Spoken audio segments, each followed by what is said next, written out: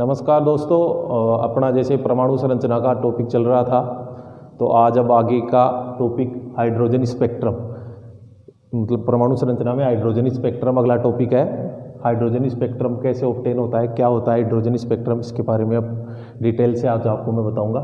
तो देखो स्पेक्ट्रम होता क्या है। स्पेक्ट्रम तो मैं आपको बताऊं कि स्पेक्ट्रम क्या होता है।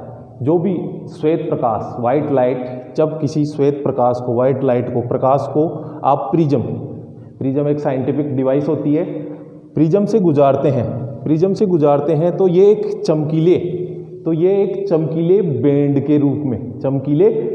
के रूप में अलग अलग पट्टियों के रूप में, यूँ आप कह सकते हो, आपको दिखाई पड़ता है, जिसे अपन क्या कहते हैं बेटा, जिसे अपन स्पेक्ट्रम कहते हैं, स्पेक्ट्रम कहलाता है। अब अपन बात करें हाइड्रोजन स्पेक्ट्रम होता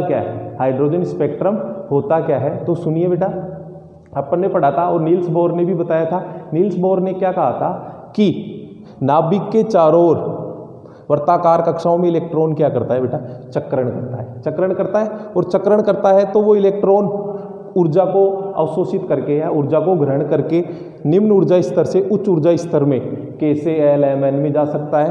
फिर वो वहाँ पे क्या हो जाता है, ऐसा हो जाता है, वो वापस रिटर्न होके नीचे वाली कक्षाओं में, कम ऊर्जा वाली कक्षाओं में आता है। तो वो क्या करता है, जो ऊर्जा होती है उसके पास, उस ऊर्जा का क्या करता है, वो उत्सर्जन करता है। और वो उत्सर्जित ऊर्जा ही आपको विकिरण के रूप में या स्पेक्ट्रम के रूप में दिखाई देती है। वो विकिरण के रूप में या स्पेक्ट्रम के रूप में दिखाई देती है। अगर अपन बात करें हाइड्रोजन स्पेक्ट्रम क्या होता है, तो हाइड्रोजन स्पेक्ट्रम में अगर अपन बात करें तो हाइड्रोजन के जो परमाणु होता है, हाइड्रोजन परमाणु होता है, तो उसकी भी संरचना नाभिक धनावेशित प्रोटॉन होता है, उसके चारों ओर वर्ताकार कक्षाएं, ऊर्जा स्तर या कोष जिन्हें अपन कहते हैं, उन कोषों में क्या होता है, इलेक्ट्रॉन रहते हैं। उन कोषों में इलेक्ट्रॉन होता है। जब उसको उत्तेजित किया जाता है या उसको ताप दिया जाता है, तो ताप देने पर वो क्या करता है, वो ये जैसे इलेक्ट्रॉन यहाँ है, तो ताप देने पर ये इलेक्ट्रॉन यहाँ से उत्तेजित होकर इस कोष में, पास वाले में या आगे वाले कोष में चला जाता है, या फिर मैं और करूं, ये और ऊर्जा स्तर है, आगे वाला ऊर्जा स्तर है, तो इस ऊर्जा स्तर में जंप कर जाता है, या डायरेक्टली कर जाता है, या 1/1 से कर जाता है। फिर उत्तेजित होकर वो उच्च ऊर्जा स्तर में चला जाता है। तो उसके बाद वो पुनः लौटकर इन निम्न ऊर्जा स्तरों में आता है, पुनः लौटकर नाभिक के पास वाले या जो निम्न ऊर्जा स्तर है उनमें लौटकर आता है। और उत्तेजित होने पर बाद में जो ऊर्जा उसने ग्रहण की थी, उस ऊर्जा का वो क्या करता है, त्याग करता है। ये त्याग की गई ऊर्जा रेडिएशन के रूप में, विकिरण के रूप में निकलती है या विकिरण के रूप में प्राप्त होती है, जिन्हें अपन क्या कहते हैं बेटा, स्पेक्ट्रम कहते हैं, स्पेक्ट्रम। और हाइड्रोजन के अकॉर्डिंग हुआ तो हाइड्रोजन स्पेक्ट्रम कहलाएगा। वो क्या कहलाएगा बेटा, हाइड्रोजन स्पेक्ट्रम कहलाएगा। अब हाइड्रोजन स्पेक्ट्रम में अगर मैं बात करूं एनर्जी लेवल के अकॉर्डिंग, आपसे इस डायग्राम से, इससे रिलेटेड बहुत बार क्वेश्चन आते हैं, आपके जेट से बहुत बार क्वेश्चन आते हैं, क्योंकि कि जब वो आता है तो कितनी लाइनें प्राप्त होती है, कौन से कोष से कौन से कोष में आया, तो कौन सी लाइनें प्राप्त हुई, उनको क्या नाम दिया, उसके अकॉर्डिंग अगर अपन बात करते हैं तो हाइड्रोजन स्पेक्ट्रम, जैसे कि कोई भी इलेक्ट्रॉन परिवहन करता हुआ इलेक्ट्रॉन अगर दूसरी कोष में है, तीसरे कोष में है, चौथे में है, पांचवें में, छठे में है, अनंत कोषों में कहीं भी इलेक्ट्रॉन उपस्थित है, अनंत दूरी पर स्थित है नाभिक से, तो वो इलेक्ट्रॉन वापस ऊर्जा को इमिट करके, ऊर्जा को निकाल के जब वो वापस लौटता है तो अपने पास विभिन्न प्रकार की लाइनें बनाता है, जिन्हें अपन स्पेक्ट्रम कहते हैं। मैंने आपको बता दिया। तो अगर अपन बात करें, अगर कोई इलेक्ट्रॉन, देखो बेटा ध्यान से देखना, ये n=1 मतलब पहला कोष है, निम्नतम ऊर्जा स्तर है, ये इसका ग्राउंड स्टेट है, मतलब आद्य ऊर्जा स्तर है, सबसे कम ऊर्जा वाला ऊर्जा स्तर है। तो इलेक्ट्रॉन मान लो यहाँ है, यहाँ से इलेक्ट्रॉन दूसरे कोष से या दूसरे ऊर्जा स्तर से इलेक्ट्रॉन यहाँ आया पहले में। अब हो सकता है कि कोई इलेक्ट्रॉन तीसरे में हो और वो कहाँ आए बेटा, पहले में आ जाए, दूसरे को छोड़ के पहले में। कोई इलेक्ट्रॉन चौथे में था और वो फिर पहले में आ जाए, और कोई इलेक्ट्रॉन पांचवें में था और वो क्या आ जाए बेटा, पहले में आ जाए। और कोई इलेक्ट्रॉन आपके पास अनंत से था, अब कुछ भी 6, 7, 8 कुछ भी हो, वो यहाँ आ जाए। तो आपके पास पहले कहीं से भी इलेक्ट्रॉन, किसी भी ऊर्जा स्तर से इलेक्ट्रॉन जब पहले वाले नाभिक के पास वाले n1 ऊर्जा स्तर में आता है, तो आपको जो लाइनें प्राप्त होती है उस श्रेणी को कहा जाता है बेटा लाइमन श्रेणी। उस श्रेणी को क्या कहते हैं बेटा? लाइमन श्रेणी। उस श्रेणी को अपन लाइमन श्रेणी कहते हैं। अगर उत्तेजित हुआ हुआ इलेक्ट्रॉन पहले में ना आकर दूसरे में आ जाए, अब दूसरे में कहाँ से आएगा? या तो तीसरे से आ जाएगा, या फिर किससे आ जाएगा बेटा? चौथे से आ जाएगा, या फिर किससे आ जाएगा? पांचवें से उत्तेजित होकर आ जाएगा, या किससे आ जाएगा बेटा? छठे या अनंत से, छठे सातवें अनंत से यहाँ पर आ जाएगा। तब जब केवल उत्तेजित हुआ इलेक्ट्रॉन पहले में ना आकर केवल दूसरे तक ही आकर रुक जाता है, दूसरे तक ही आकर रुक जाता है, तब अपने को जो श्रेणी प्राप्त होती है, जो लाइनें प्राप्त होती है, उस श्रेणी को वैज्ञानिक के नाम के आधार पर यह बामर श्रेणी नाम में दिया जाता है। उस श्रेणी को क्या नाम दिया जाता है बेटा? बामर श्रेणी नाम दिया जाता है। अगर मैं बात करूं इससे रिलेटेड क्वेश्चन नीट 2018 में क्वेश्चन पूछ लिया गया था कि जब उत्तेजित हुआ इलेक्ट्रॉन आएगा और वो इस दूसरे में आएगा तो कौन सी श्रेणी प्राप्त होती है? तो उस श्रेणी का नाम दिया था बेटा बामर श्रेणी। और फिर उसमें आगे एक क्वेश्चन और किया गया था कि वो कौन से विद्युत चुंबकीय विकिरणों के कौन से रीजन में दिखाई देगा, वो भी मैं आपको एक साथ सबका बता दूंगा कि कौन सा रीजन में दिखाई देता है। अगर चक्रण करता हुआ या उत्तेजित इलेक्ट्रॉन तीसरे में आ जाए, तीसरे ही तक आकर रुक जाए, चौथे से आ सकता है वो, पांचवें से आ सकता है वो छठे से, सातवें से, अनंत से, तब आपके पास जो श्रेणी प्राप्त होगी या लाइनें प्राप्त होगी वो तीसरे में प्राप्त होगी। उन लाइनों को क्या कहेंगे बेटा? पाश्चन श्रेणी नाम दिया जाएगा। उनको क्या कहा जाएगा बेटा?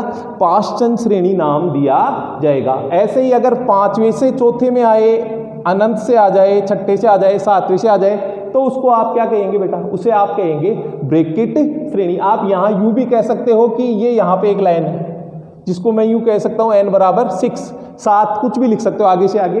तो ये यहाँ पे आए तो जब श्रेणी प्राप्त होगी उसे क्या कहते हैं बेटा? उसे आप ब्रैकेट श्रेणी कहते हैं। इसी प्रकार जब कोई n बराबर 6 से मतलब पांचवी कक्षा तक ही आके रुके या अनंत से फिर पांचवी तक ही आए, तब जो श्रेणी प्राप्त होती है उसे हुंड कहते हैं। और जब छठी में आते हैं तो उसे अपन क्या कहते हैं बेटा? हेम्प्री श्रेणी कहते हैं। उसे क्या कहते हैं अपन? हेम्प्री श्रेणी। अब इसमें एक और भी इंपॉर्टेंट है कि लाइमन श्रेणी विद्युत चुंबकीय विकिरण के कौन से क्षेत्र में दिखाई देती है? तो ये दिखाई देती है बेटा यूवी क्षेत्र, जिसे अपन कहते हैं पराबैंगनी क्षेत्र में दिखाई देती है। कहाँ दिखाई देती है? पराबैंगनी क्षेत्र में दिखाई देती है। जब बामर श्रेणी को देखेंगे तो बामर श्रेणी आपको दिखाएगी बेटा दृश्य प्रकाश में। कहाँ दिखाई देती है बेटा? ये विजुअल रीजन, दृश्य प्रकाश, जो अपना दृश्य प्रकाश जिसमें अपन अभी खड़े हैं उसी प्रकाश में ये बामर श्रेणी दिखाई देगी।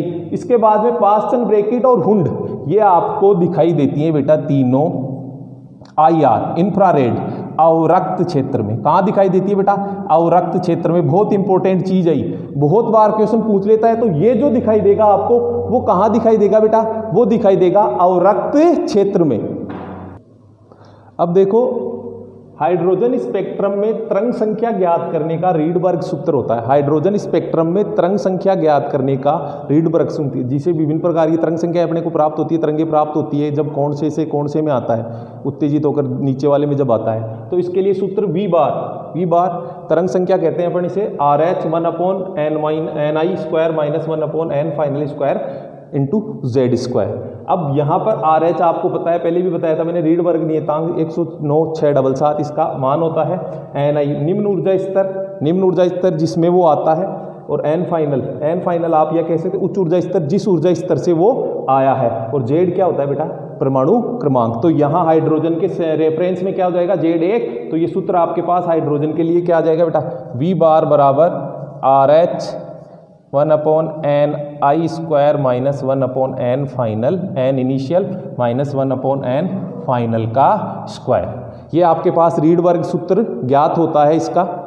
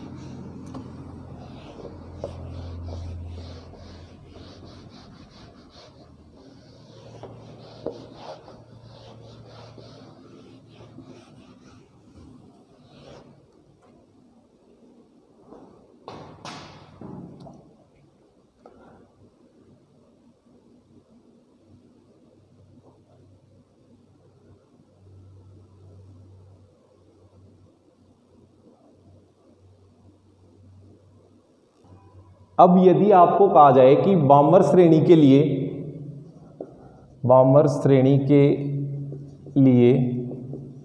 रीडबर्ग सूत्र लिखिए, तो उसके लिए क्या लिखेंगे अपन? रीडबर्ग सूत्र लिखेंगे उसके लिए। बामर श्रेणी देखेंगे बेटा कि बामर श्रेणी ऑब्टेन कब होती है कि जब कहीं से भी उत्तेजित हुआ इलेक्ट्रॉन आकर कहां तक रुके बेटा? दूसरी ऊर्जा स्तर में, सेकंड कोष में या दूसरे सेल में आके रुके, तब अपने पास ऑब्टेन होता है। तो अपने पास सूत्र रहता है V बार बराबर RH 1 upon initial minus 1 upon final square. तो यहाँ पे NI इनिशियल कौन सा हो गया? बामर श्रेणी है तो इनिशियल का मान कितना हो गया बेटा? 2।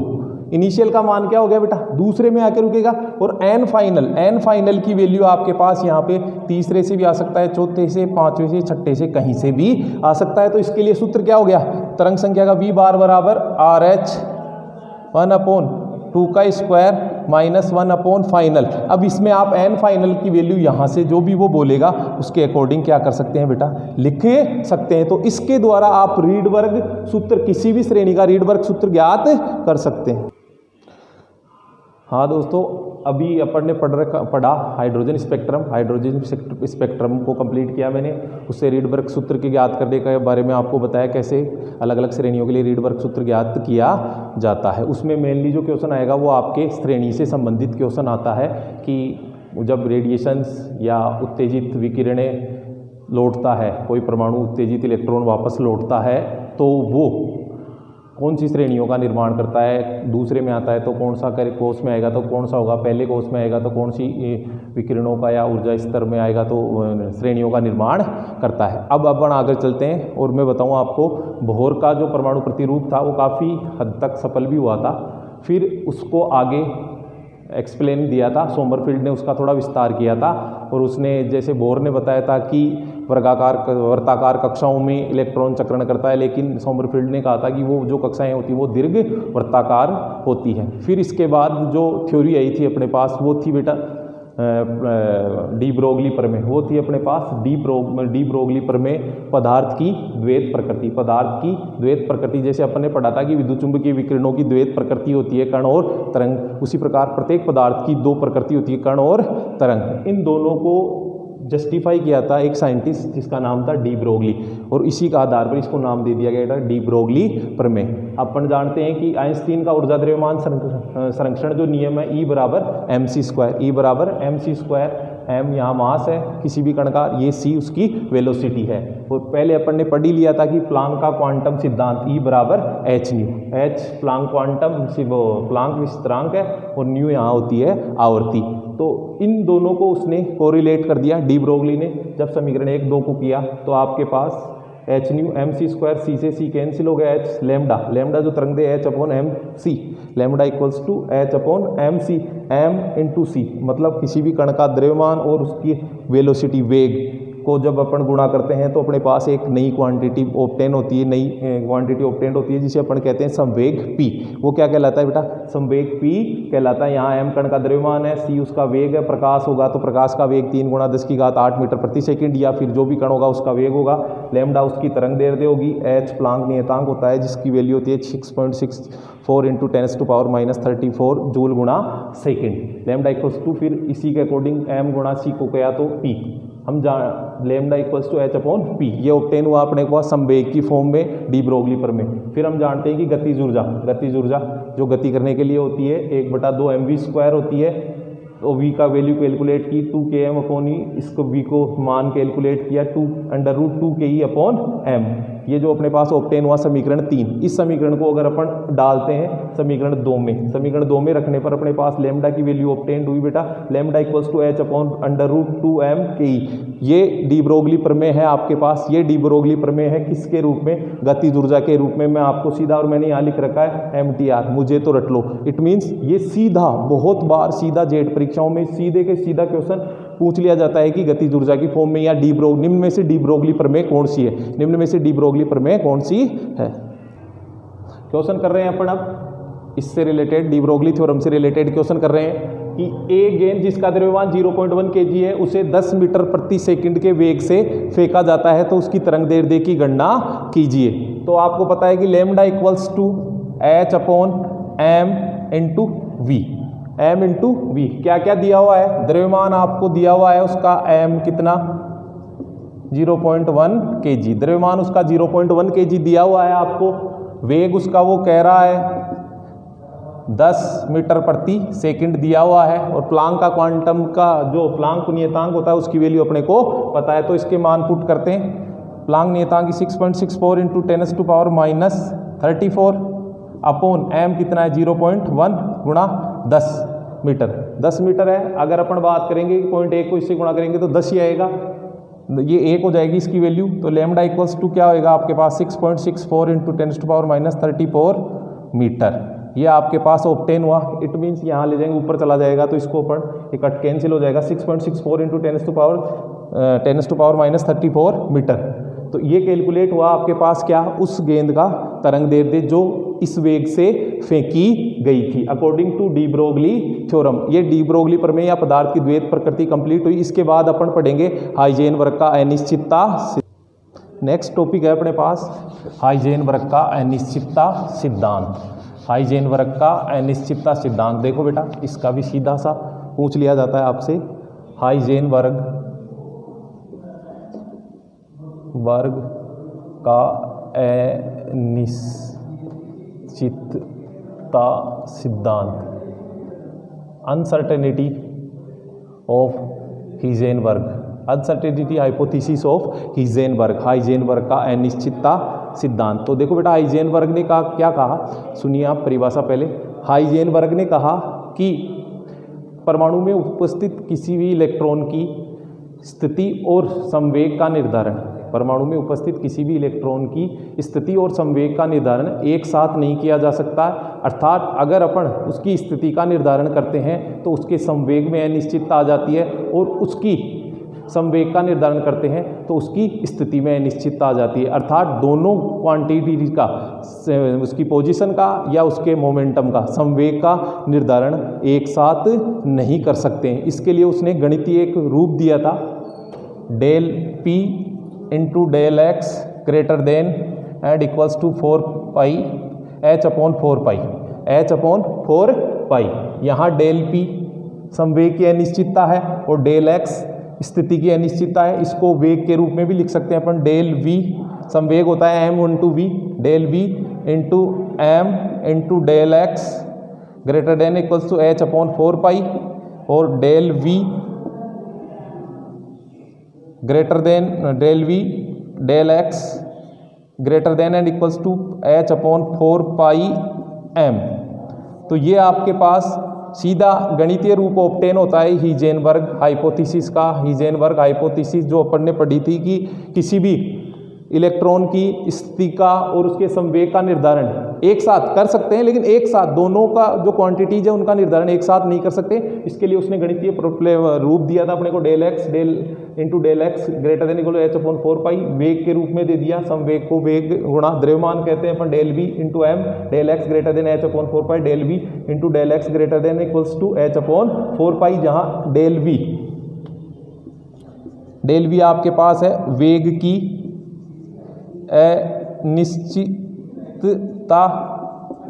डेल एक्स स्थिति की अनिश्चितता अनसर्टेनिटी ऑफ पोजीशन, और डेल पी होता है संवेग की अनिश्चितता, संवेग में अनिश्चितता डेल पी से शो करते हैं। एच आपका प्लांक का नियतांक होता है। ये आपके कंप्लीट हुआ हाइजेनबर्ग का हाइपोथेसिस। तो लाइक और शेयर जरूर करें और पूरा वीडियो देखें आप। और जो भी अगर आपको कोई डाउट है, इसमें कहीं से भी कोई डाउट है, कोई क्वेश्चन होता है, तो आप कमेंट बॉक्स में कमेंट करके मेरे से पूछ सकते हैं। Thank you. हाँ सर।